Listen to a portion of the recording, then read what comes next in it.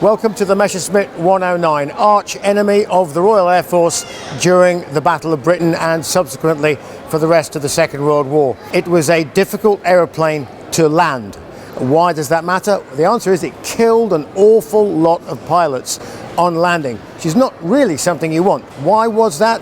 Because the undercarriage was very narrow, very high and splayed out like that. So it was possible for the aeroplane on landing to go and scrub the landing gear off and would go off into the bushes where it would more than likely explode full of aviation gasoline.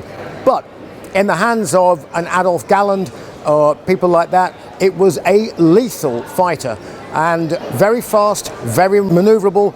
At the beginning of the war, it was a revolutionary aircraft. It had already seen service in the Spanish Civil War, but it was quite clear it was light years ahead of anything else that was in the sky.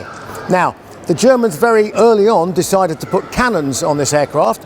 A cannon, instead of having lots and lots and lots of bullets, a cannon fires one much bigger exploding bullet that goes and does significant damage. Not only that, they took their experiences from the First World War, in which they revolutionized guns by saying an airplane is simply a weapon. You point it at the opposition and you shoot. So in the First World War, they synchronized their guns to fire along the axis of the fuselage. And whoop-de-doo, they did exactly the same thing in the 109. In actual fact, there's a cannon firing through the middle of the engine. It doesn't get much more up close and personal than that. Disadvantages of the ME 109?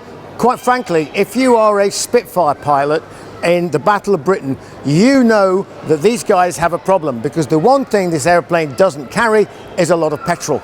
So when it took off from its bases in France, it had only 20 minutes of combat time in the combat zone. And not only that, if you bail out, where are you going to bail out after you get shot down? Answer, over England or in the Channel. So you're not going flying for the Luftwaffe again. So the Germans, when they lost airplanes, and even if the pilot wasn't killed, he was nearly always going to be taken prisoner or captured, which was the big blow, because pilots were the big shortage in the war, particularly at the beginning. Now, this airplane actually has slightly worse visibility than the Spitfire, and in addition is much more cramped in the cockpit. And also, something you might like to know if you decide to be a German pilot in the war is that, unlike the UK pilots, unlike the Royal Air Force, when you did a tour of duty and did several tours of duty, they took you offline and they rested you, or they turned you into a trainer, and then you went back to the front. Not so in the German Air Force. You flew until you died.